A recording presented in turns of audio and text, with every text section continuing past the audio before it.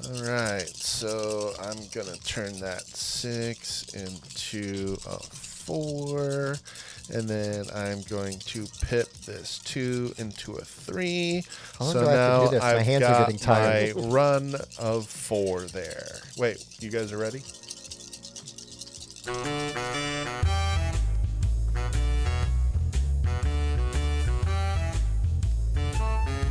Hey guys, I'm Tim. I'm Bob. And I'm Mike. And this is the Board Game Rundown, and today we are doing a preview of Cities of Venus Survivors.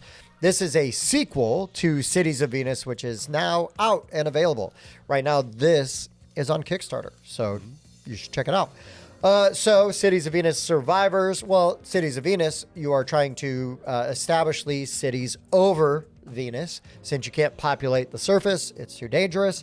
And so now in Survivors, we have gone down and we're trying to mine this Venite out. The problem is we are now having an issue getting back up because of a malfunction. And while we're down there, we also notice that there's like cryostasis pods out there carrying engineers and other survivors. So while we are trying to collect power cores to launch ourselves back up, we are also trying to rescue some of these engineers because they're going to be able to help us get back up to those cities. So how do we do that? Well, this is a simultaneous die rolling, die assignment game, right? Yeah. And everybody is going to go at the same time. You're going to roll your dice, and then you're going to assign them onto your player boards. Just like that. There are a bunch of different spots. There is if you've got a sequence of dice or a run of dice, so in ascending value, 1, 2, 3, 4, 5, 6, or 1, 2, 3, 4.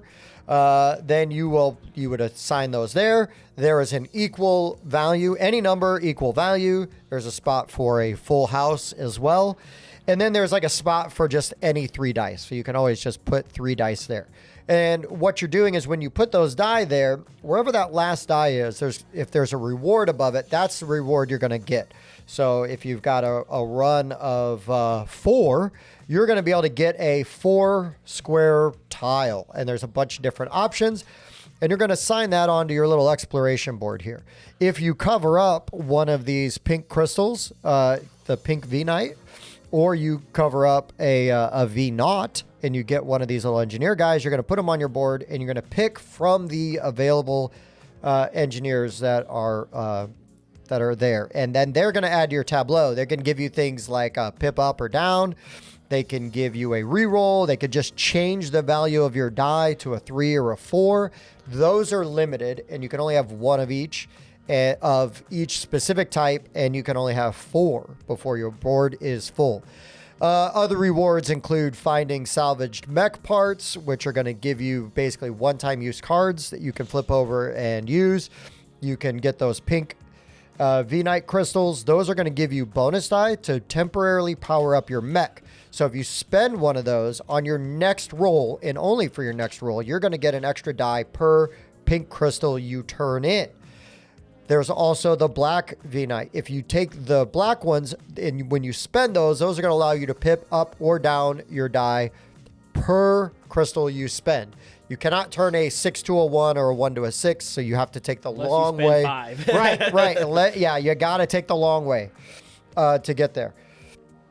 If you can get 4 of those mech parts, you are going to be able to gain a power core. You need to get 5 to trigger the end of the game. The first time someone gets to 5, that is going to trigger the end. Other ways to get power cores, there's a reward spot over here. So if you can get basically a Yahtzee, if you can get up to 5 of the same value on a die, that will give you a power core. If you can cover up completely one of your territory tiles here with exploration tiles, that will give you 2 power cores. Then at the end of the game, once somebody's got 5, everybody's going to check because this is all simultaneous. So multiple players can get 5 at the same time. Mm-hmm. If there's a tie, there's a tiebreaker, but usually it's like a roll-off. It might be for the end. It might be most engineers or something like that. I've got to double check. But anyways, then what's going to happen is you're going to get to roll your regular dice and then one of these pink booster die for each power core you have. You're going to try to create a sequence or the same number and you're going to do that by mitigating your die rolls with either re-rolls and your pip, changing your pips, things like that. And so the most die with the same number and the highest value is going to win the game. Again, there's tiebreakers in there, which we didn't have to get into, so I don't know off the top of my head. But that is basically how you play the game. Yep. Again, simultaneous. Everybody's going. You've got these little player markers you flip over. And then when you're ready to go, you can do that. Or you can do what Bob and I were doing. And while Passive Mike... aggressively we mix just up the dice. shake our die and look at Mike until he finished. And then once he picked up his die, then we would roll and proceed. But that's basically how you play the game. It's very straightforward. And this is a prototype copy that they did send us. So, all bits and components subject to change. Mm-hmm. But for the most part, we've got a pretty complete game here. Yeah. Bob. Yeah. Some of your thoughts on Cities of Venus. I really enjoyed it. I'm slightly embarrassed that it took me the V naught and the V because it's Venus. So right. That was embarrassing. It took me a long time to figure that out. Tie that together. Yeah, tie that all together. I thought they did a really good job. I'm big on like inserts and whatnot, and sometimes they give you these inserts to hold these tiles, and you can barely get your finger in there to get things out. But there's plenty of room to get fingers in there. The tiles go in and out very easily. So I did like that. So hopefully that does not change. And it does look like it came with like a plastic cover. Yes, that goes and snaps over it, so it keeps everything in place. Yes. So it's not all over the box when you go to open it up. That's fantastic. That I would hope would stay the same as well. The player boards, dual layer, fantastic. And the iconography is very straightforward. Oh, look, you need a run. There's running guys. You need a run of dice to do those. The question mark ones, any die value can go there. And infinity sign with equals. That means they got to be the same, right? 2 of the same, 3 of the same with the equal sign. It's just very intuitive. This little slide your guy back and forth so you know when you use them or have it. That's super smart. So, yeah, I think they did a really good job with this. Like, supports, like Michael say, 6 players, polyominos, simultaneous play. I mean, that's a win. Yeah, that 6 player doesn't even, wouldn't even add to the time because everybody's going at the same time. Mike. Yeah, this checks a lot of boxes for me. I'm always looking for games that'll play more than 4, so I don't have to split a larger group. More than 4 with low downtime and around an hour, and this checks all of those boxes. Simultaneous play, so there is 0 downtime. Mm-hmm. This is really easy to teach and learn, so I would definitely consider this a gateway game, a game that you could show family and casual gamers. Mm-hmm. And I love all the options here for the mitigation, whether it's building up a bunch of these or getting specialists that work off of each other. And I really like the 2 different strategies that you get to try and get these power cores.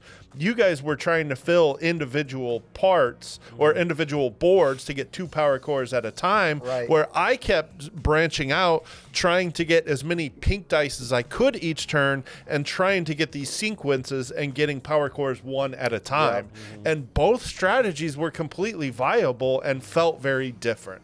Mm-hmm. And then I like how it turns into this like ultimate roll-off at the very end of the game where who's built their engine the best, and you're building up these abilities to try to get that longest sequence at the very end.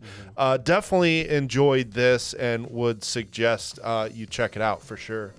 Yeah, this is one I like because I think it rewards multiple plays, but at the same time, I don't think that experienced players are going to necessarily skunk have an upper hand. Like brand new players, right, because these cards are random. I mean, there's just a lot of different ways, like Mike said, to go about winning and trying to get those power cores. The tiles are all different that you explore. Right, yeah, all kinds of different stuff. Again, with the insert.